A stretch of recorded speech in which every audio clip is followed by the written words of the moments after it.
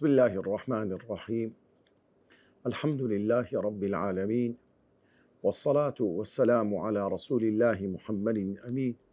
وعلى آله وصحبه أجمعين. ربنا لا تزغ قلوبنا بعد إذ هديتنا وهب لنا من لدنك رحمة إنك أنت الوهاب. بەڕێزان خۆشەویستان زانست خوازانی بەڕێز، سەلام و ڕەحمەتی خوای گەورەتان لەسەر بی. خۆشحال و شادومانین لە زنجیرەیەشتر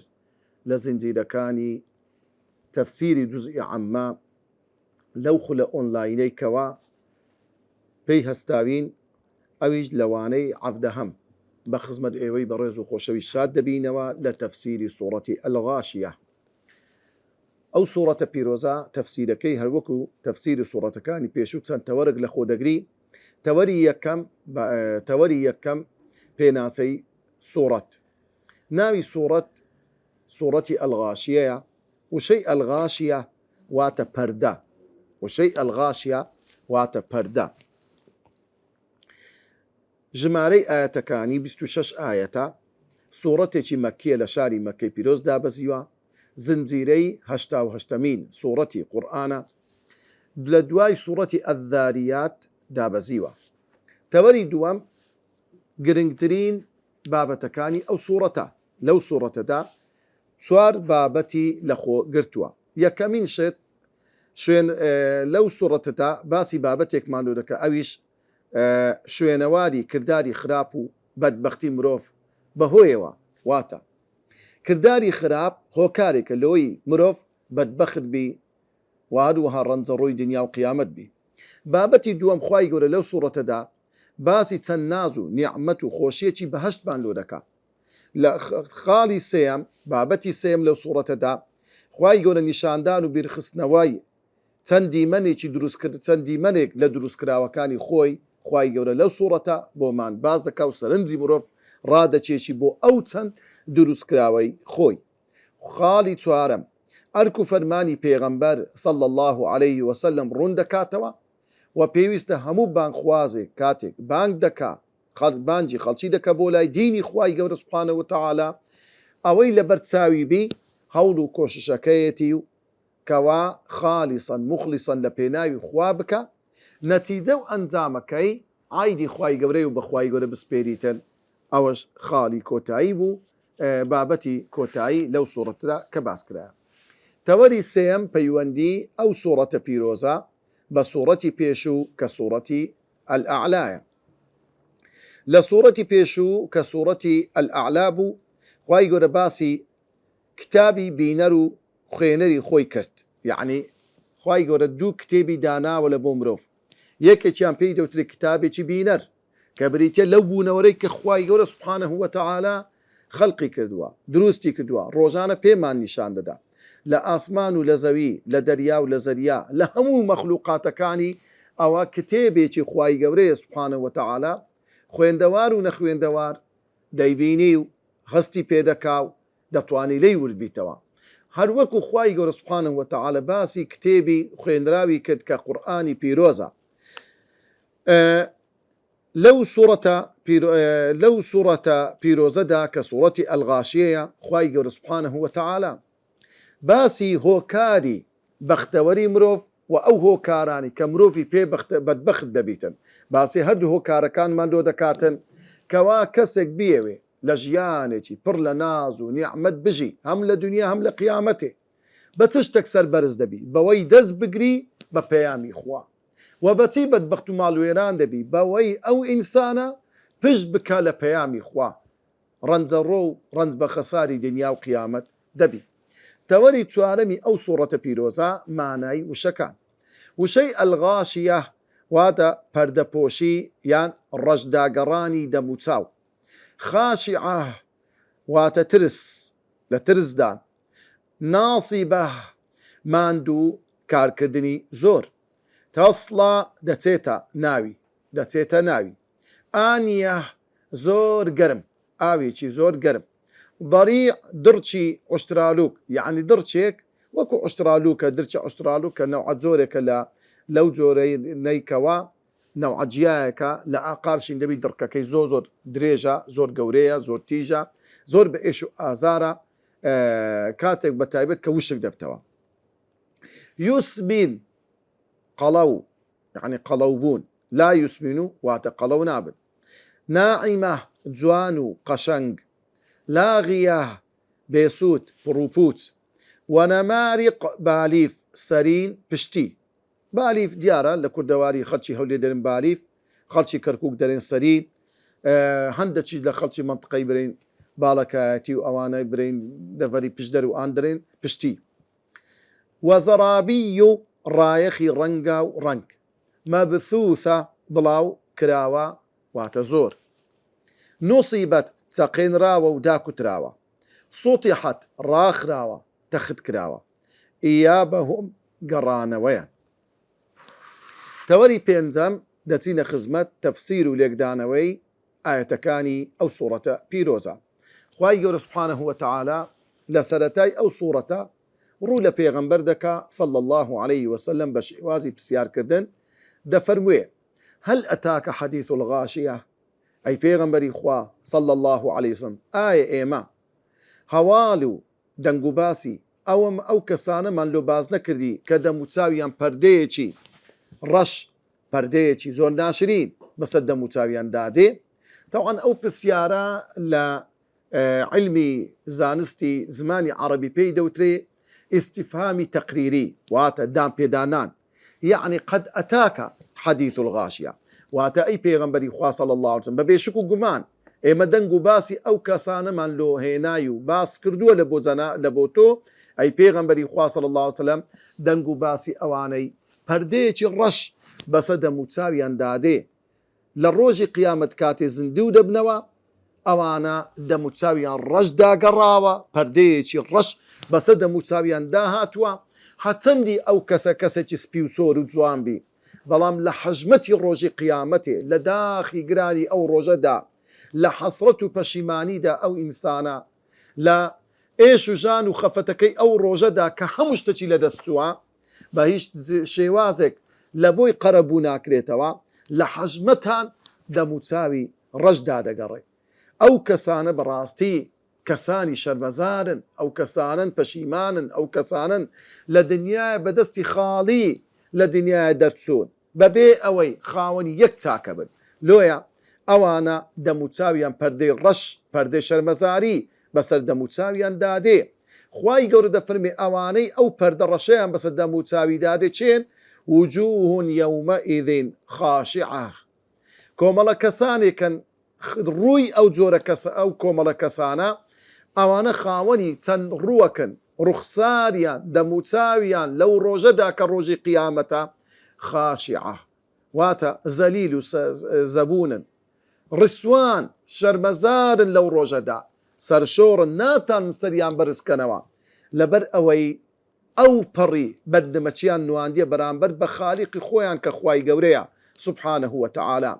ئەوانەی کە چاکە کار بوونە لەگەڵیان ئەوان مافیوانیان نەزانیوە، مافەکانیان پێشێل کردووە. خوای گەورە منعیمی هەرە گەورەیە، چاکەکاری هەرە گەورەیە، بەڵام ئەوان حەقی خوای خۆشیان نەداوە. پێغەمبەری خوا صلی الله عليه وسلم چاکەی هەرە زۆری کردیە لەگەر ئەو خەڵکە، وەکو لە باب لە دایک زۆر دڵسۆزترە، لە خودی ئینسان لە خۆی پێغەمبەری خوا دڵسۆزترە لە بۆ مرۆڤەکان، وەکو خوای گەورە خۆی دەفەرمێ النبي أولى بالمؤمنين من أنفسهم، پێغەمبەری خوا صلی الله عليه وسلم زۆر دڵسۆزترە لە بۆ بڕواداران لە خودی خۆیان بۆ خۆیان. پێغەمبەری خوا دڵسۆزترە چونکە ئەو دەزانیتن مەسلحەت و بەرژەوەندی ئەو ئینسانە لە چیدایە، بەڵام ئەوان بەرامبەر ئەو پێغەمبەرش بەدنمەک و بێوەفا بوون، بێباوەڕ بوون، بۆیە لە ڕۆژی قیامەتێ شەرمەزارن، ناتوان سەربەرزکەنەوە. بەرامبەر دایک و باوچیان کە حەقی خوا و پێغەمبەریان نەدا، حەقی دایک و باوچیان نەدایە، ئەوانە شەرمەزاری ئەو ڕۆژەن. بەڕێزان خۆشەویستان، لێرەدا تەمەشا بکە ئەوانەی لە ڕۆژی قیامەتێ پەردەی ڕەش بەسەر ڕوویان دادێ، خوای گەورە وەسفیان دەکە لە سوورەتێکی قورئان دەفەرموێ وتراهم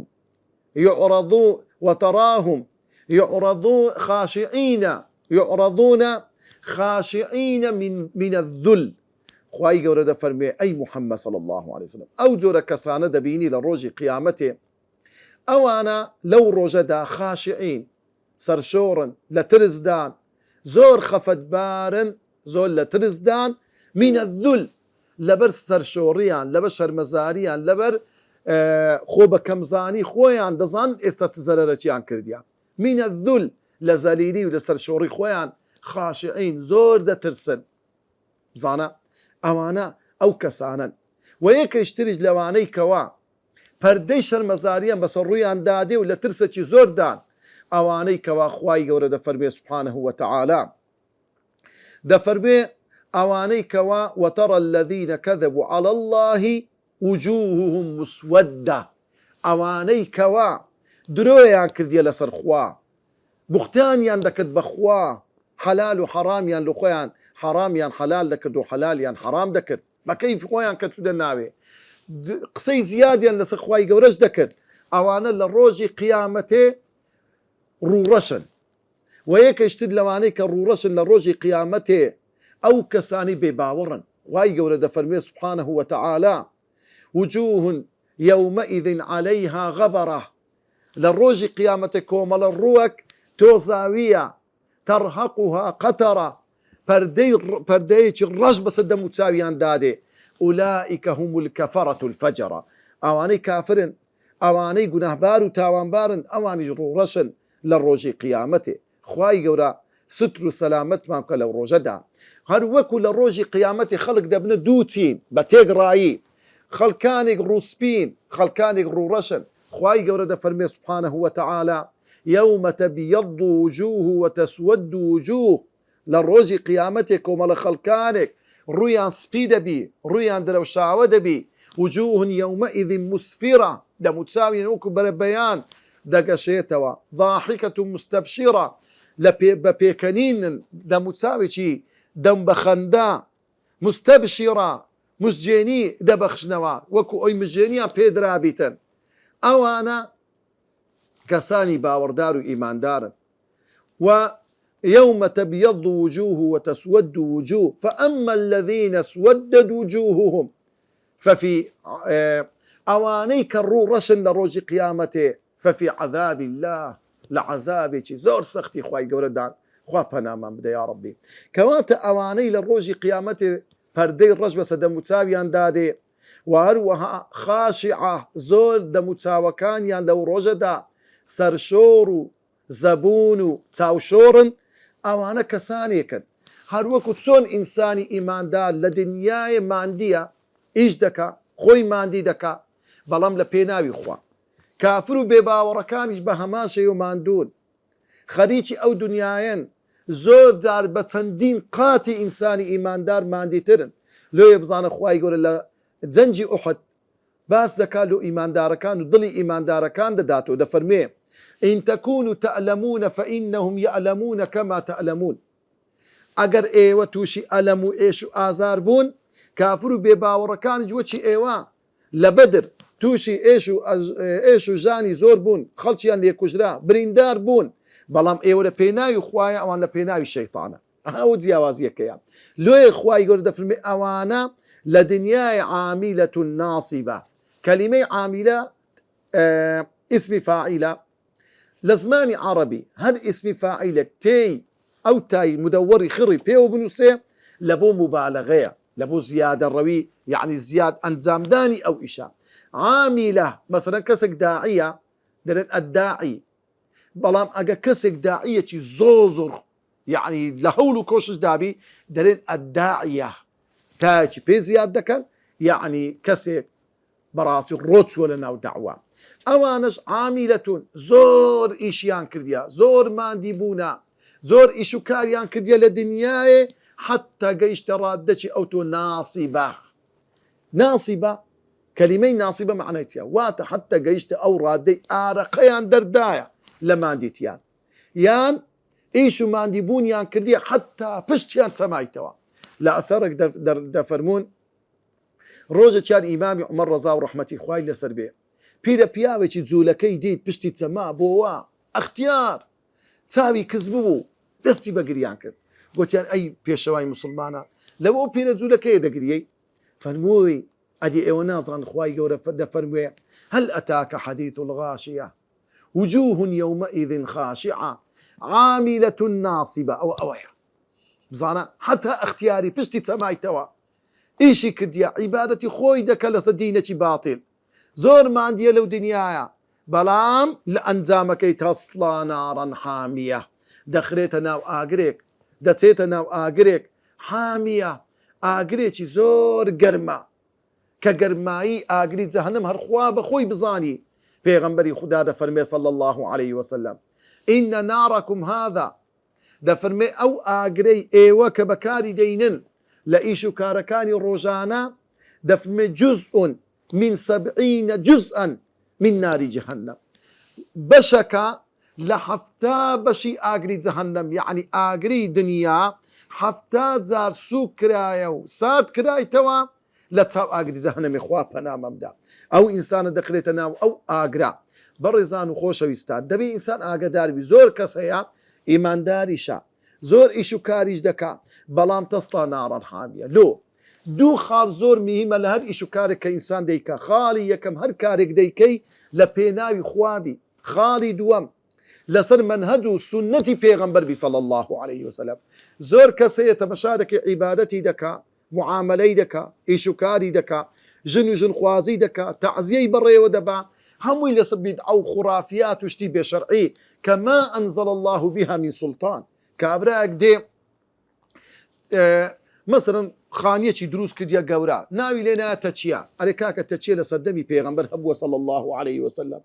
أري لقرآن باس كرايا مزقود باس كراوا فصدي مزقود قلق زورا لقرآن باس كرايا بلام أود لتشين درهينا كابراك دي بناوي دينداري هايو أيو هايو هو چي دكاتن بس خنزر وشيرو تير لخوي ددا والله أود دعوي دكا لبيناي خوا أري بيغمبري خوا قوري همو بان خوازانا روجك لروجان صحابي خير كردو بيباتنا وكافران بريورن لخوتان بدن نبوشتيوا لو بيغمبري خوا معجزي هبوا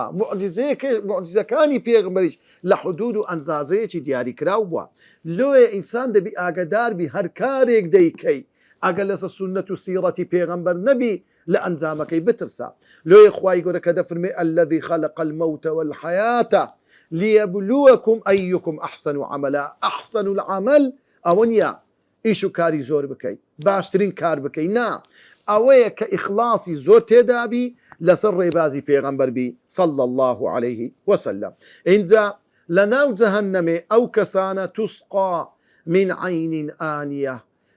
بيان در خوارديان ددري لخواردنويك لا من عين لكانيك أو كانية لناو جهنم هل دقلي آنية وات آوي چي زور قرم كوا بزانا ما آوي حامية من هي حامية نار حامية يعني آقرب وهروها حميمش من هي كآوي چي زور قرمة من عين آنية كانية چي تايبت هي لناو دوزخ وابنا من بدا آوكي هند قرمة وكم ستواوية كلمة آني لزماني عربي واتا مسكدة ويتوا وشل دبي وشي آوي لدي أو آوى لقرميان وكم سبحان الله مسكة بس دست الدابك الرنق هيتشي كونكا هند بأيشو هند قرمية كي بقوتها إن أخواي يورد في مئة وخواردنا ويان بوشوي أدي خواردنيان ليس لهم طعام هيت خواردنتيان نادرة لناو جهنمي إلا من ضريع تنها خواردنا نبي أو خواردنا بيدوتري ضريع كلمين ضريع نوعك الناوي خواردنك لخواردنا كاني ناو دوزخ بيغمبري خوا صلى الله عليه وسلم دفرمي جيايا كشين دبيتن لان آقال لدشتي حتى خوشتريج زور بس أحمد دي خوا خوشتريج زور بس أحمد بينا آخره دركة زور دريجي هيا وكو دزية وكو شوجنا أو درزيانا أوانا لو خواردنا ناخوشا بيان ددري لو دركاوية لو خواردنا دركاوية ديان دريتك أو خواردنا لا يسمن ولا يغني من جوع كاتك دي خون بي قلو نابن قوشتي بي ناقرن خواردنك درق بي تيك الكرابي لقر أو آوى قرما خوابنا ممدى يا ربي ولا يغني من جوع وهيز برسيتيان ناس شينيتن هيز استفادتي ناكن زجيان بي بربي بتوا أوا حالي أو كساني كوا تاوشورو شرمزاري روجي قيامة لبي باوران لدروزنكان لخلق خرابكان لقندل كاركان ئەدی بڕواداران خوای گەورە دەفەرمێ لە بەرامبەر وان وجوه يومئذ ناعمة کۆمەڵە خەڵکانێک هەن خاوەنی ڕوو ڕوخسارێکی ئەو تۆن ناعیمە ناعیمە کەلیمەی ناعیم لە زمانی عەرەبی دائیمەن بە شتێک دەوترێ جوان بی نەرم بی سپی یعنی سۆر و سپی و شتێکی جوان بی دەڵێن شتێکی نەعیم حتا کەسە کە لە زمانی عەرەبی کابرا کە لە حەمامی خۆی دەشوا کە دێتە دەرێ پێی دەڵێن نەعیمەن واتە یعنی خۆشی لە خۆت وانیا خوای گەورە دەفەرمێ لە ڕۆژی قیامەتێش هەندێک ڕوو هەیە ئەو ڕوانە زۆر جوانن زۆر گەشاون زۆر سپی و سۆرن سبحان الله ئەوانن لە ڕۆژی قیامەتی یەومە تەبیەض وجوه دەموچاویان سپی دەبی فأما الذين ابيضت وجوههم ئەوانەی کەوا خاوەنی ڕووی سپین ففي رحمة الله لەناو ڕەحمەتی خوای گەورەن ئالەو کاتەدا لە ساعەی مەحشەر لەژێر عەرشی خوای گەورە دەبن بە دیداری پێغەمبەر شاد دەبن ڕوویان زۆر درەوشاوەیە ڕوویان زۆر ڕۆناکە بەهۆی نووری ئیمان بەهۆی نووری دەستنوێش بەهۆی نووری نوێش بەهۆی نووری چاکەکردنەکان بەهۆی نووری قورئان بەهۆی نووری چاکەکان ئەو نورە هەمووی دەموچاوی وەکو بلاک دکتۆرێک دەدرەوشێتەوە ئەو کەسانە لسعیها ڕاضیە ئەو کەسە لەو هەوڵ و کۆشە و کردەوەکانی خۆی کە کردیتی لە هیچی پەشیمان نییە وەکو کافرەکان نییە دەموچاویان ڕەشت داگەڕابی لە حەژمەت ئەو هەموو ڕەنج و ماندیبوونیان ئێستا ساحیبی یەک چاکەنین بەڵکو ئەوان هەموو هەوڵ و کۆشەکانی خۆیان کردیتیان لە یەک سبحان الله هەتا دەگاوتە گەورەترین چاکە و ئیش و کار کە کردیتی لێی ڕازیە دڵی پێخۆشە صحیفەی ئەعمالی دەبینتەوە هەمووی تێیدایە میزانی حەسەناتی قورسە دەگا بە دیداری پێغەمبەر و پێغەمبەری خوا سەری پێی بەرزە دەرگای بەهەشتی لۆ دەکرێتەوە لەسەر پردی سرات دەپەڕتەوە ئەدی هەموو نیعمەت نییە ئەدی هەموو خۆشی نییە هەمووی خۆشی لە دوو خۆشی دێ ئینجا بەڕاستی ئەو کەسە ڕاضیە زۆر ڕازیە بەو بەشەی خوا کە پێیدایە فی جەنەت عالیە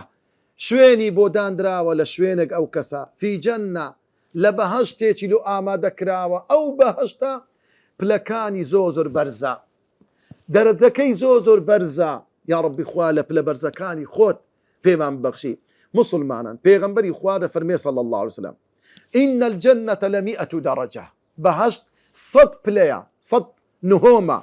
پێغەمبەری خوا دەفەرمێ صلی الله عليه وسلم هەر نهۆمێکی بینی نهۆم و نهۆمێکی تر قاتێک لەگە قاتێشتری بەهەشت كما بين السماء والأرض وەکو بینی عەرد و ئاسمان وایە الله بەرزترین پلەی بەهەشت فیردەوسە پێغەمبەری خوا دەفەرمێ ئەگە داواتان لە خوای گەورە کرد داوای فیردەوس بکەن یا ڕەبی خوای ئێمەش داوای فیردەوسی ئەعلا لێ دەکەین بێبەشمان نەکەی اینجا ئەو کەسانی لەو پلە بەرزەی بەهەشتەدا لا تسمعوا فيها لاغیە بە هیچ شێوەیەک جێیان لە قسەیەک نابی جێیان لە دەنگە دەنجێک نابی کە هەراسانیان بکە لاغیە یان قسەیەکی ناخۆشی بەرجێ بکەوی ئەها تەقینەوەی ڕوویدا فلان کەس کوژرا فلان کەس مرد خزمت ئەوای لێت مردن نمایە و لەو ڕۆژەدا قسەی ناخۆشیش نابیستی ئەوە زوونی پێ بدا و ئەوە دڵی عاجزکە و ئەوە تعلیقی لێ بدەن نا چونکە هیچ کەسێک ناستە بەهەشت هێتا پاک نەبتەوە لۆیە ئەوانە کە دەستنە بەهەشتێ ئیخوانن على سرر متقابلین هەمووی دەبنە برا لە وەکو یەک دڵ وەکو یەک ڕەئی وەکو یەک عەقڵ بیرکردنەوەیان دەبی زۆر بە پاکانە هەرس و کەوت لەگە یەکتر دەکەن هیچ قسەیەکی بەتاڵ هیچ قسەیەکی ناڕێک لەوێن دەرێ نابیستن فيها عين جارية لەو بەهەشتە ئامادەکراوە ئەو بەهەشتەی ئەوان تێیدا دەچن دەستنە ناوی فيها لە ناویدایە عینون چەندی عینون معنەوی یەککانی یعنی کۆمەڵێک لە کانی ئەو کانیانە هەمویان جاریە لەبەری دەڕوا خوای گەورە لە سوورەتی محەممەد صلى الله على محمد دەفەرموێ مثل الجنة التي وعد المتقون نمونەی ئەو بەهەشتەی کە بەڵێن دراوە بە لە خواترسەکان دەفرن فيها أنهار من ماء غير آسن کۆمەڵە ڕووبارش ترێ ئەنهار نەک ڕووبار کۆمەڵە ڕووبارش ترێ ئاوەکانی سازگارن هیچ نەگۆڕە بە هیچ ئەکتام و بۆنی ناگۆڕێ و ئاوە وأنهار من خمر لذة للشاربين وەچە ڕووبارێکی تێدایە ئەو ڕووبارە لآرقة لذة للشاربين تنها تشيج خوشيا سر خوش كرنيا وهروها بيساي وناك بوني ناخوش لدوي إنسان بكاتك دي خواتو لو آرقة تنها اللذة خوشيا وأنهار من لبن لم يتغير طعمه وكوملك ربار درواله بهشتيدا كهرجز أو شيرا تامي ناقوري هربي لهردستي جامي تهرين وبخو أو جام خوشا لولا دا وأنهار من عسل مصفى لولا دا تمشاعرك وشلالك ديت خواري أو هشابولي دا التي لهنجوين أو هنجينا دستي بلا بان تهرينو بهردو لبي خود بتيري بيخو بيك شربتو بيخو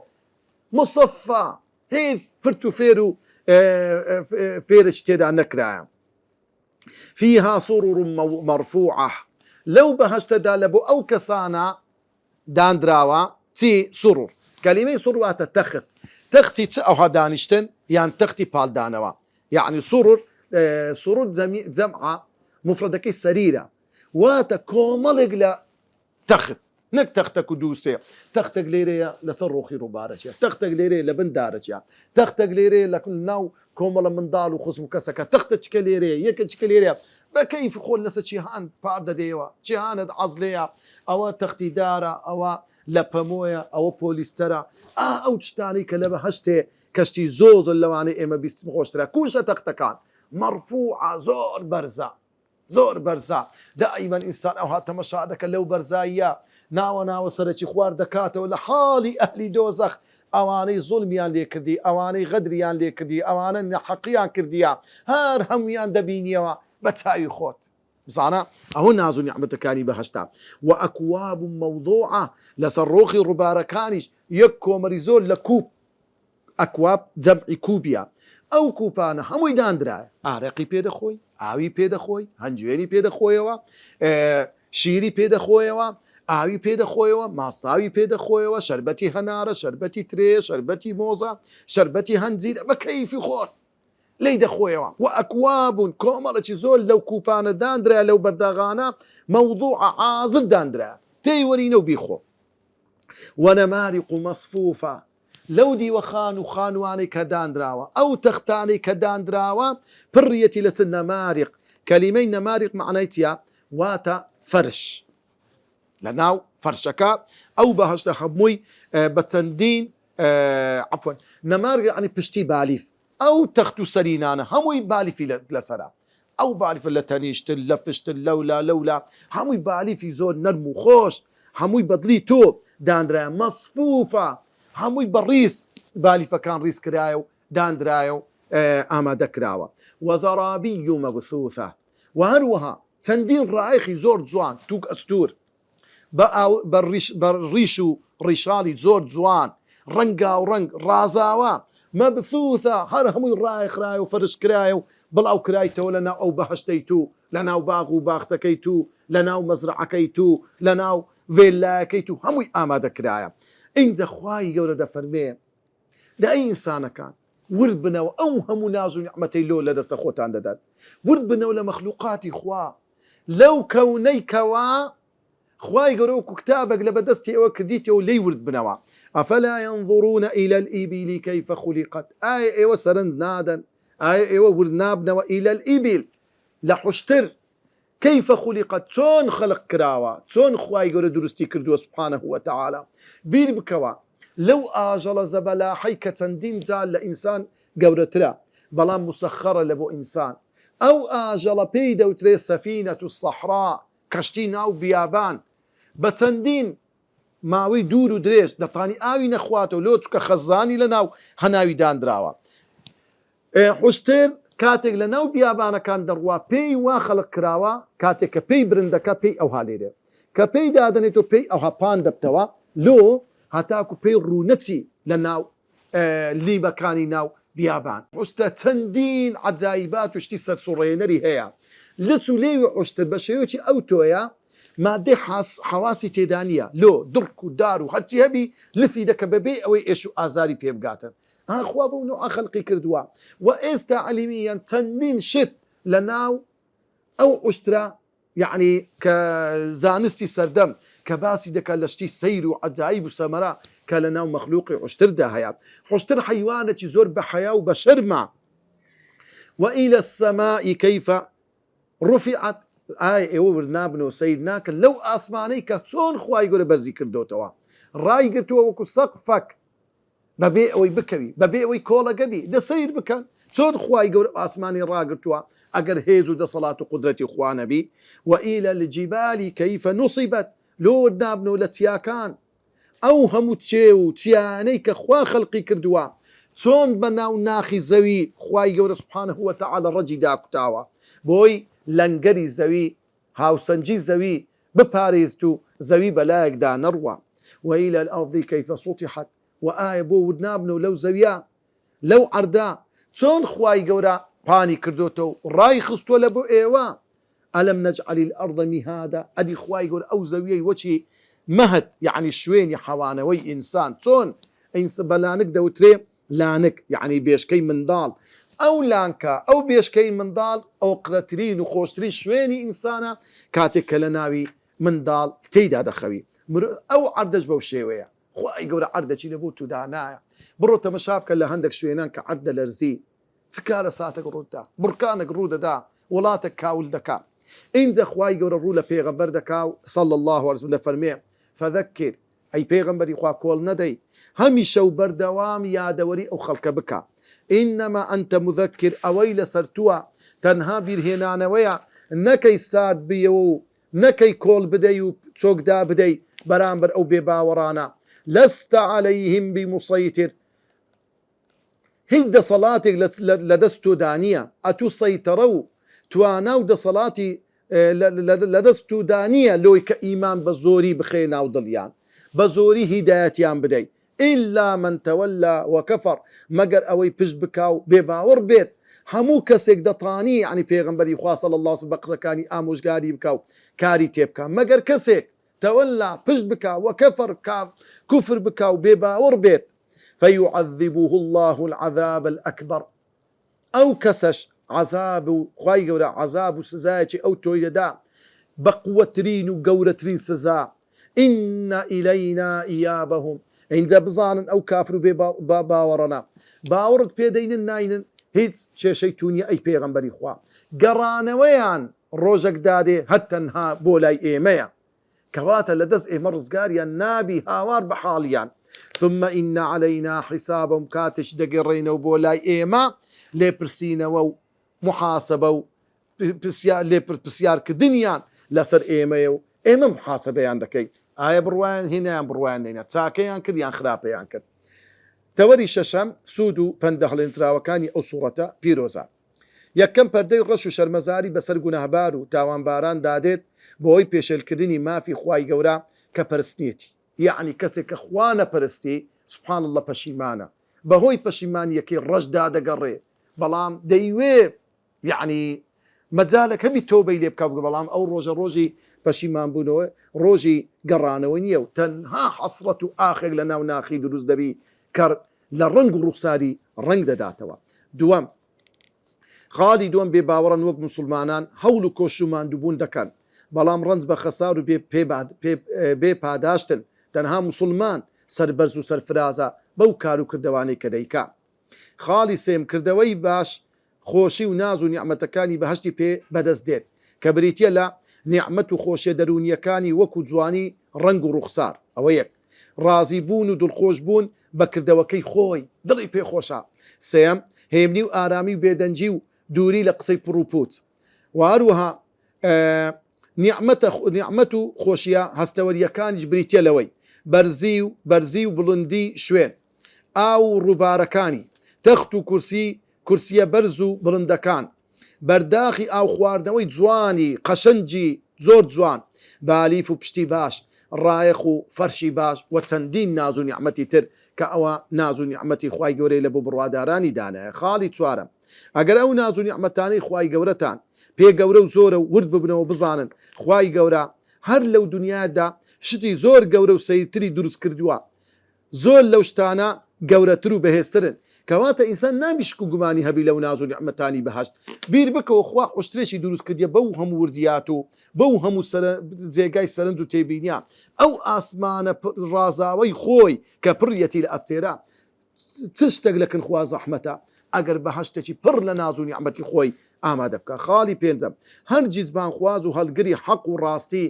نابێت سارد بێتەوە کۆڵ بدات بەرامبەر بێ باوەڕ و خراپەکار لەگەڵ ئەو هەموو هاندانەی خوای گەورە و هێز و دەسەڵاتەی هەیتی لۆی ئینسانی بزانی خوای گەورە هەمیشە لە پشتبان خوازە نابی سارد بیەوە نابی تەسیری لێ بکە هیچ شتێک چونکە بەرهەم و ئەنجام لەسەر ئێمە نییە هەوڵ و کۆشش لەسەر ئێمەیە نەتیجە عایدی خوای گەورەیە. حوتەم تەوەری حوتەم چەند ڕوونکردنەوەیەک چەند زانیاریەک دەربارەی حوشتر لە زمانی عەرەبی حوشتر بە چەند معنایەک بە چەند ناوێکی هەیە پێی دەوترێ ئیبیل پێی دەوترێ بەعیر پێی دەوترێ شاریف پێی دەوترێ ناقا پێی دەوترێ عەوامیل ئەوانە هەر یەکە چەند جۆرێکی حوشترن کەوا تایبەتی هەیە وەکو پێغەمبەری خوا صلی الله عليه وسلم الإبل عز لأهلها والغنم بركة والخيل معقود في نواصي الخيل إلى يوم القيامة. پیغمبر ده فرمي حشتر ماي سربرزية لبو خاونكي واتا دائما أو كسي كحشترية بيتن عزتي هي لنا وخلق درين دولة من ده مالي هي سربرزة ميواني دي حشتريتي سردبري دوش داناميني والغنم بركة أدي خاون مر دائما بركتي هي شيري هي خوري هي ميواني ديتن حيواني سردبري لو معي بركته والخير خير بركة التي دايا لنيوتاواني أسبو معين دايا تاروشي قيابته تايبا من يكاني حشتر ئاژەڵێکی بەجەستە زۆر گەورەیە خانوویەکی بچووکی لەسەر پشت دادەدر پێی دەوترێت کەژاوە تەنها ئەو حشتر ئەو کەژاوی لەسەر پشتی دادەندرێتن بە عەرەبی پێی دەوتر هەودەچ ملی درێژە تا بتوانی بە باری زۆرەوەش هەڵبستێتەوە لۆ حشتر ملی زۆرە کاتێک کەرز و ملی خۆی تەواو درێژ دەکە ئەو هەردەستەوە یعنی بە قووەتی ملی ئەو هەردەستەوە بۆ ماوەی دە ڕۆژ بەرگەی تێنوێتی دەگرێت بەوەی هەڵگرتنی ئاوێکی یەدەک لەسەر پشتی کە چەندین لتر ئاو دەگریتن هەموو شتێکی دڕ و دڵک دەخوات گەدەی توانای هەرسکردێکی زۆری هەیە بۆیە پێی دەوترێ کەشتی بیابان تاکە ئاژەڵێکە لە بری خوێنی مرۆڤ دەدرێت یعنی کاتێک زەلامێک بکوژرێ قیمەتی ئینسان 100 حشترە حشتر دانراوە لە بەرەوەی حیوانێکی زۆر بە قیمەتە کە پێی دو کەفارەت زۆر ئارامگر و خۆڕاگرە بەڵام کاتی تووڕەبوون زۆر بە زەبرە هاوار و دەنجێک دەکات زۆر بە زەحمەت هێور دەبتەوە تا نەبێتە 3 ساڵ زاوزێ ناکات تەنها ساڵانە یەکجار ئاوز دەبێت زۆر بە شەرم و ئابرۆیە لە کاتی جوودبوون ئەگەری بزانێت کەسێک بینوێتی ڕەنگە ئەو نەفرە بکوژی یان زۆر زاروێ لە عەژمەتان هەندێک لە حشتر هەموونا هەندێک جار ڕەنگە مان بگری لە خواردنەوە تا دەمرێت گۆشتەکەی حەڵالە باشترین ئاژەڵە بۆ قوربانی سونەتە ئەوەی گۆشتەکەی خوارد دەزوێژ بشواتەوە دروست نییە نوێشکردن لە هەوێزی وشتران یعنی لەناو شوێنی ئاژەڵی حشتری کە لێ ڕادەوەستی نابی ئینسان نوێژی تێدا بکات میزی حشتر بەکاردێت بۆ هەندێک نەخۆشی هەناو و گەدا وصلى الله وسلم على سيدنا محمد وعلى آله وصحبه أجمعين